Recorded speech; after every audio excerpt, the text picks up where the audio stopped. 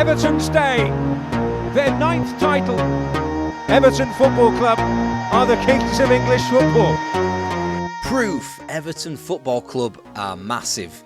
They had won the championship in 1985, teamed it with European success, and this is the story of the underrated sequel, how Everton won the championship in 1987.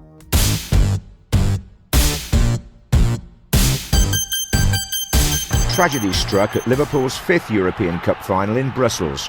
A wall collapsed in the Heysel Stadium after fighting between rival blocks of supporters. 39 people lost their lives in the crush. Their memory is perpetuated by a plaque inside Anfield and by a memorial in a garden in Turin.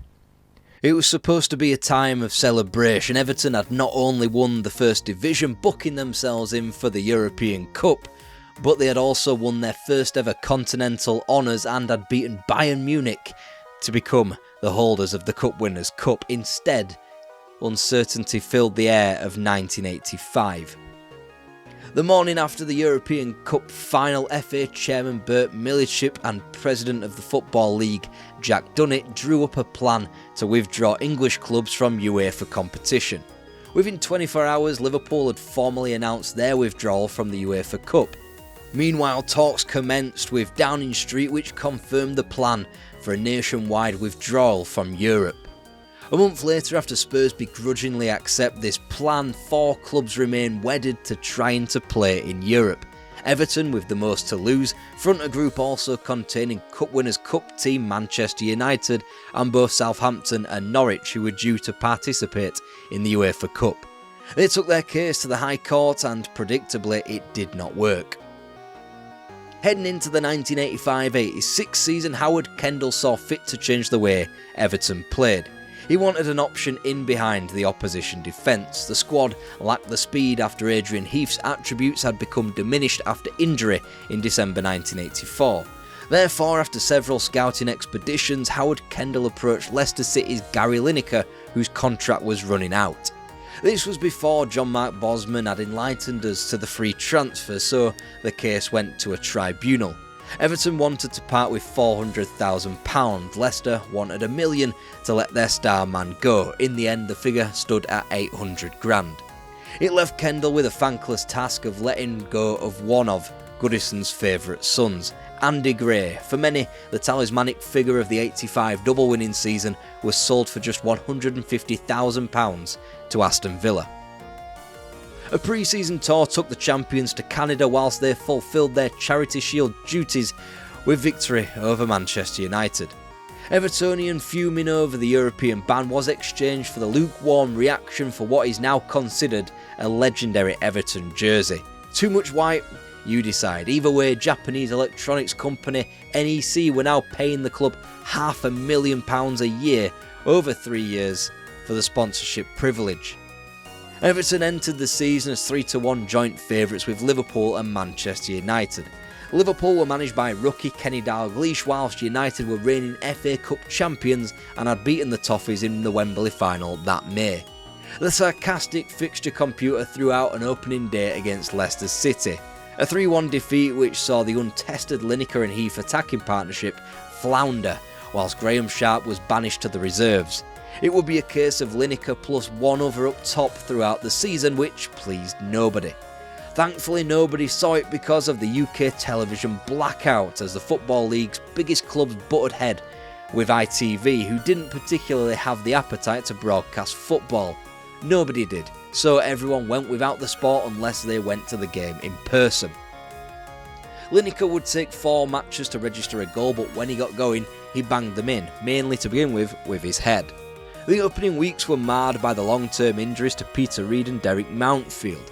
Reid damaged his Achilles away with England and would miss September all the way through to March, and Mountfield required a cartilage operation.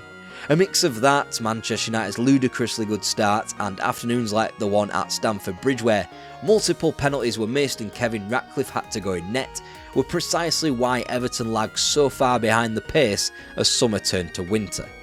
They'd also developed a worrying habit of starting matches horrendously. Liverpool's Kenny Dalglish, Bournemouth's Colin Clark and Chelsea's Kerry Dixon, just some of the names who netted against the Toffees before the first minute was up. Not only were key players either sold or missing, Kevin Ratcliffe and Pat Van Den Hauwe had been unable to cobble together a telepathy at the back. Soon enough, the injury crisis would extend to Van der Hauwe, leading to Gary Stevens deputising in the middle of defence, which earned Neil Poynton a debut from left-back. Because of these defensive frailties, Everton were at their best when a frantic game of football was unleashed. Such was their attacking potential. Adrian Heath and Gary Lineker were free scoring, and with Trevor Steven and Kevin Sheedy behind them, the Toffees were brilliant going forward. Limiting them, unfortunately, for the majority of the season was their god-awful defence. Indeed, they scored 4 or more in the league against Birmingham, Sheffield Wednesday, Watford, Arsenal and Ipswich before Christmas. It wasn't just Liverpool and Manchester United that Everton ought to have been worried about. In the midst of that blackout, a new contender revealed themselves, West Ham United, and one that would lead Everton for the majority of the campaign. The season took a turn for the better, however, when a Gary Lineker brace helped Everton to a win over the early pace setters Manchester United. Ron Atkinson's side had won their first 10 but had since capitulated. This Boxing Day defeat took them from the top spot, and suddenly the Toffees were back in with a shout. Then they showed the form of champions, dropping just 2 points in the next 8 league matches, which included one of the more important League Merseyside derbies in recent memory. Richardson, now Alan Harper, Ratcliffe joining in, and Grumman! Lineker, can it be 2 for Everton? Everton were also busy making progress in the FA Cup. Exeter, Blackburn, Tottenham and Luton all beaten before a Villa Park date with Sheffield Wednesday was pencilled in. Gary Lineker had finally got the fans back on side, key names were coming back, and Everton were the form team in the division. After the derby win, Everton commanded a 6-point lead over Manchester United, but most importantly, a staggering 11 points separate the Blues from Liverpool. The Reds had a game in hand, one that would be comprehensively won at home to QPR. 8 points the difference with 11 matches to go, 1 or 2 wobbles in red would keep the championship under lock and key on the blue half of Stanley Park. It's supposed to be Easter where championships in this time frame were won and lost, but the key movements in this title race happened well beforehand. Firstly, Kevin Sheedy was needed to rescue a point at home to Chelsea before a typically difficult trip to Luton Town ended disastrously, thanks to a 2-goal comeback for the Hatters in the final 8 minutes. The gap had been cut dramatically, and much worse news was to come in the week before Easter. Wales vs Ireland in Dublin March 26th were all intents and purposes a meaningless friendly, especially in the days after the home championship was annulled. So when Neville Southall crumpled to the turf after a simple catch, Howard Kendall must have been fuming. His goalkeeper had dislocated his ankle and damaged some ligaments. Out for the season, Everton would now have to play stand-in Bobby Mims instead of arguably the world's greatest goalie. Still, both Liverpool and Everton traversed the notorious Easter period identically, 4 points apiece. Liverpool were held at Sheffield Wednesday, Everton at Old Trafford, whilst both navigated home victories. The league would now take a back seat, with both involved in cup semi-final action and the potential for another Merseyside Wembley final. Back in by Mountfield, now Harper is onside, and he's got the ball over the goalkeeper, and Alan Harper, the substitute. Hart and Chapman, Hart header, shot! Yes, the equaliser! Sharp is hovering dangerously! Goal! Both needed extra time to dispose of provincial clubs, and now with league competition back on the agenda, Everton trailed Liverpool by a goal, but with that crucial game in hand, which tantalisingly was scheduled for between the league's final day and the cup final against the third wheel in the title race, West Ham United. Everton took to grinding out wins as both Arsenal and Watford were beaten on their own patch, and Ipswich was seen off. Meanwhile, Liverpool only appeared to grow into their role as title contenders. They had dropped just 2 points from their last 9 matches, becoming the form team in the league. Everton needed 10 points from their final 4 matches, trips to Nottingham and Oxford before the home comforts of Southampton and West Ham. The Hammers by no means out of it just yet, either, as they consigned Newcastle United to an 8-1 defeat. They would, however, need Liverpool to slip up once and to win their remaining 5 games. They had fulfilled their end of the bargain, dispatching of Coventry, Man City and Ipswich before the final day of the season. By then, Everton had effectively sent the title across town. Campbell, but it's all over. Howard Campbell quickly off his seat. It was always going to be a demanding fixture for Everton. Given time to set up Phillips. Oxford United have a goal that could mean First Division survival. And Dalglish is in here. Yes! And with Dalglish as winner at Stamford Bridge, West Ham could no longer win the Championship either, rendering what could have been an incredible night between two title rivals a meaningless game. That kind of season denouement would need to wait 3 more years. Evertonians meanwhile were still focused on the Cup. They had become only the second team to appear at 3 successive Wembley FA Cup finals, less than a decade after Arsenal had accomplished that same feat. Of Arsenal's 3 in a row, they won just once. Everton had beaten Watford before returning to the same match a year later in defeat. Now with Mersey pride on the line, a 5th cup was on the line. Everton had lost only twice in 29, Liverpool were unbeaten in 17. The unstoppable forces met at Wembley, aka Merseyside South. Lineker for Everton, saved by Bobolo. Lineker, 1-0 to Everton. And here's Rush, onside, Ian Rush. Goal. So is Moldy here. Dalglish, no Johnston, yes! And Dalglish, and Rush is on the far side. Is this 3? It is! Somehow it was a trophyless season for Everton. They had chucked in a league title that was theirs to lose, they lost their 2nd cup final on the bounce, and now one of Europe's finest clubs were in for their best player. Yes, Gary Lineker was away to Barcelona, and there was a healthy chunk of supporters despite his 40 goals the prior season who were actually quite glad. He'd scored by the bucket load, but the debate was whether or not he'd actually improved the team. A £2.2 million fee had been agreed prior to the World Cup, yet a polite Everton failed to price gouge Barcelona after Lineker went and won the competition's Golden Boot. The Toffees surely got some big names in as replacement with all that money, right? Right? Enter Manchester City's Paul Power, 32 years of age, for £65,000. Of course, it wasn't only that, a £900,000 wedge was spunked too on Dave Watson, the Norwich City centre-half. If that didn't satisfy Evertonians, then the 3-pronged splurge of Stokes winger Neil Adams, Wigan's Kevin Langley and Warren Aspinall at a rate of £350,000 for the trio didn't either. These were the actions of a team attempting to dislodge a double-winning outfit, and not just any old double-winning outfit, the Reds from across the road who had won everything in the past decade. Then came the departure of Kevin Richardson to Watford at the end of his contract, and then another slew of injuries. Neville Southall wouldn't be back for some time after his injury on international duty. Neil Poynton ruptured his knee ligaments and wasn't due back until November. Pat van den Hauwe was suffering from a blood disorder, and there was no solid return date for him or Peter Reid, who went down to a stress fracture to his shin at the World Cup. And that's without mentioning Derek Mountfield and Gary Stevens, who missed pre-season, and Paul Bracewell, who had just undergone ankle surgery. And there wasn't just Liverpool that Everton had to beat now. North London had fresh new managers in George Graham and David Pleat. Manchester United was surely to come again with Ron Atkinson at the helm, so too West Ham and Chelsea. Therefore, there was precious little optimism floating around Goodison Park when Nottingham Forest turned up for the opening day of the First Division season.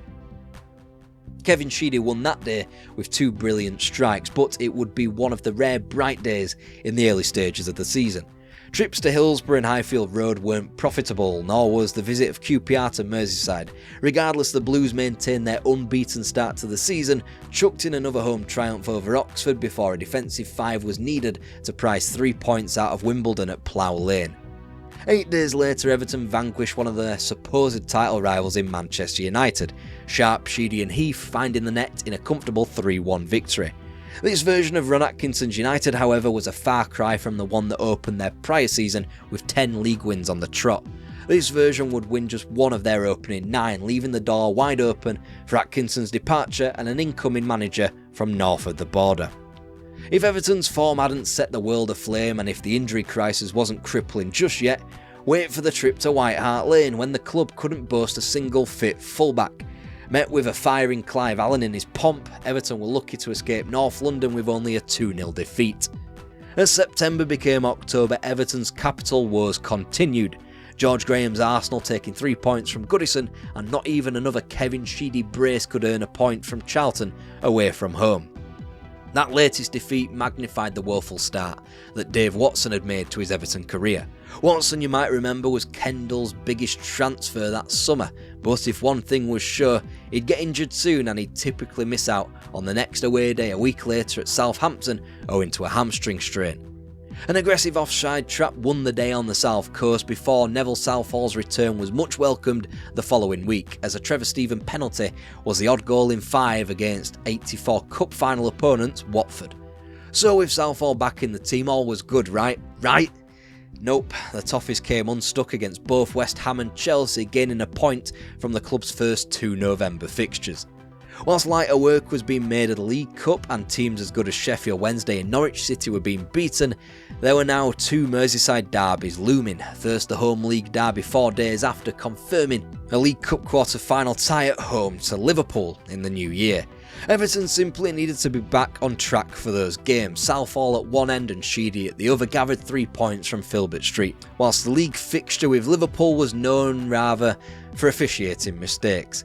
Ian Rush probably should have seen his disallowed goal stand, whilst Adrian Heath was tripped by Mark Lawrenson for a penalty.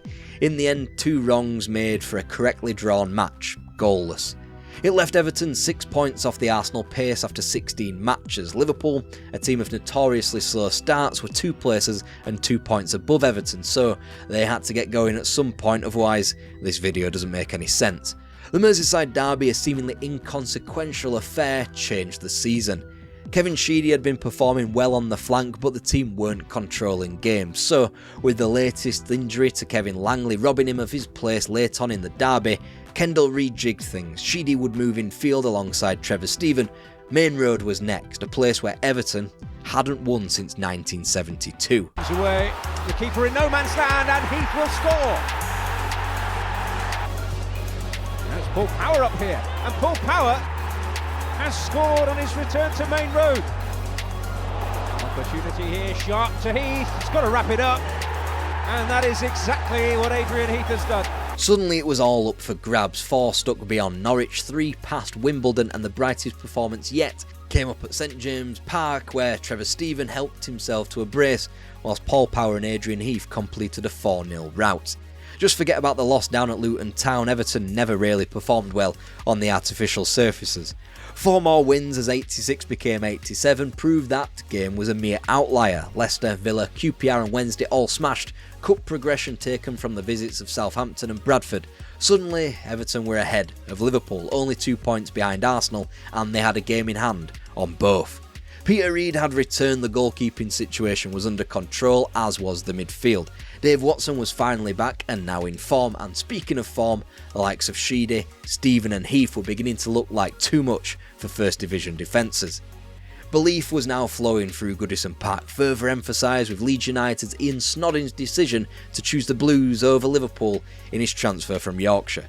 Battles won off and on the pitch against the Reds just in time for the reprisal of the rivalry and a spot in the League Cup semi-finals up for grabs. Walsh trying to hold it up for Rush. Came off Gary Stevens. Rush! Yes! The blip became a wobble as Everton returned from the City Ground pointless 4 days later. That wobble became a catastrophe as the Blues combined FA Cup elimination down at Plough Lane in the 5th round with 5 points from 4 games in the league. The Toffees had traded in the driving seat for a hit-and-run 3-point deficit over Liverpool with 12 games to go. What had been the fleeting optimism of a first-ever domestic treble was now the crushing realism of another failed title challenge against their closest rivals. Now, it's not an enormous surprise that this drastic run of results coincided with a 6-week layoff for Kevin Sheedy and Dave Watson returning to the centre of supporters' vitriol. They'd kept the Wolves at bay with a 3-0 win over Southampton, but Everton needed a bit of luck. They needed one to go in off their arse, and then Charlton Athletic came to visit. Everton, the breakthrough. He scores. Stephen with a little flick header there. Oh, that's a chance and a goal. Gary Stevens. 24 hours later, Liverpool lost down at White Hart Lane, and on such weekends, leagues are won. With venues like Highbury and Stamford Bridge to come next, Everton needed to be strong spirits to survive that and to keep their title bid alive. And in these scenarios where the sand is escaping the hourglass of a season and your players are knackered, disillusioned or both, you need the entirety of your squad. And up step Wayne Clark with the winner at Highbury. Up step Alan Harper to turn 1 point into 3 at Stamford Bridge. Everton were back on top by goal difference, cradling desperately onto a game in hand. 8 matches remained, one of which was the daunting trip to Anfield at the end of April. Whilst Everton remained perfect through the visits of West Ham and Newcastle and a tricky trip down to Aston Villa, Liverpool's season buckled. First they were stunned at home to Wimbledon, not the biggest Dons result over Liverpool in the late 80s, before the League Cup trophy was passed up on to George Graham, not Kenny Dalglish, before the month was capped off with defeats at Carrow Road and Old Trafford. Now Liverpool were fighting to keep their title dreams alive. Everton, on the other hand, could drive the final nail in the Liverpool title coffin with a win at home to their biggest rivals on April 25th. Out was provided by Ablett. Rush again. It's McMahon who can shoot. Oh! What will happen this time? Sheedy takes and scores by the near post. Johnston got to it. Rush! Went outside Whelan and timed it beautifully. It's Rush. And Ian Rush. It left a potential title Mayday bank holiday party at Goodison Park cancelled. Much worse as Kevin Sheedy was ruled out for the visit of Manchester City, as Everton were toothless in a 0-0 draw against a side battling relegation. With 3 slippery fixtures in Norwich, Luton and Spurs to come, had Everton just passed up a glorious chance to win the title. After all, Liverpool could close the gap to just a point when they met the Cup finalist Coventry City. Instead,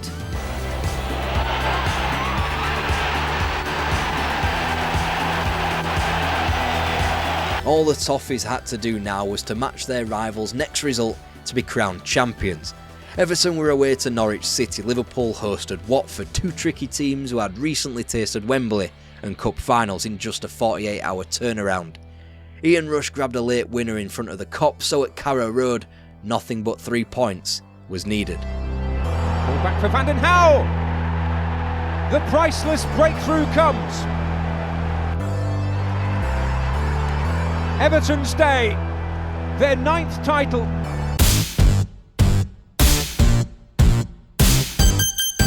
It would be Howard Kendall's last glory as Everton manager. It would be Everton's last championship. There has been the belief in the intervening nearly 40 years that Kendall left because of Everton's inability to compete in Europe. After all, when teams like Barcelona and Juventus came knocking, why would the manager depart a disqualified club for one near the foot of La Liga in Athletic Club, who had all but stood no chance of appearing in Europe themselves? And whilst he had done everything that he could do as the club's manager after 6 years and 2 titles, his mind was made up. He had fought and clawed to get Everton to the top of the mountain after 4 incredibly difficult years, especially under the weight of the red shadow across town. It had been a miracle that Everton were able to be as successful as they were, and no surprise with what followed. Howard Kendall's assistant, Colin Harvey, was promoted to the top job in the summer of '87, once a great man had moved to La Liga. The plan seemed sound, even if it was wholesale lifted from the boot room copybook. The only problem being talent was much thinner on the ground behind the scenes at Goodison Park, and there was much less experience. If Kendall was the foundational Shankly figure, surely that meant that Harvey would sweep all before him as Everton became champions of England, Europe and the world. But football doesn't work like that. All the promotion did was move Harvey's attention away from the training pitch and into the office. With less respect than his predecessor, botched activity in the transfer market, and a feeling that the club were being left behind ahead of the Premier League's formation, Howard Kendall was lent back on after 2 mediocre years. Much more bizarre, Colin Harvey's acceptance of an assistant role thereafter. Those 2 years killed Everton, just in time for English football's disparity to grow into a chasm with the birth of the Premier League. 1987 will always be overshadowed by the events that preceded it, both the more immaculate, more innocent and more successful times of 1985. There, a carefree Everton was filled to the brim with cult heroes and star talent embarking on success on a large scale for the first time in a long while. The second time around would never feel the same in the hearts and minds of Evertonians. 2 years had passed, but the footballing world was a darker, more cynical place. There was no more chance of European fame, and there was an Everton that was far removed from the glories of '85. Although most of your favourites were still there, the squad just felt different. Maybe without the drastic change between the championship winning years, Kendall wouldn't have delivered the title again to Goodison Park. Maybe if he hadn't opted to ditch Andy Gray for Gary Lineker, it would be Everton gloating about winning 3 titles in a row and maybe much more besides it. Football was only going to quicken up the pace of change as the 80s became the 90s, and by the time of a whole new ball game, Sky TV and one of their favourites taking to the punditry and commentary on our television sets, Everton were just hanging in there. The Mersey millionaires were now the Mersey misfits, and if you found that period enjoyable, there's a high chance you'll enjoy our issue of videos on Liverpool FC.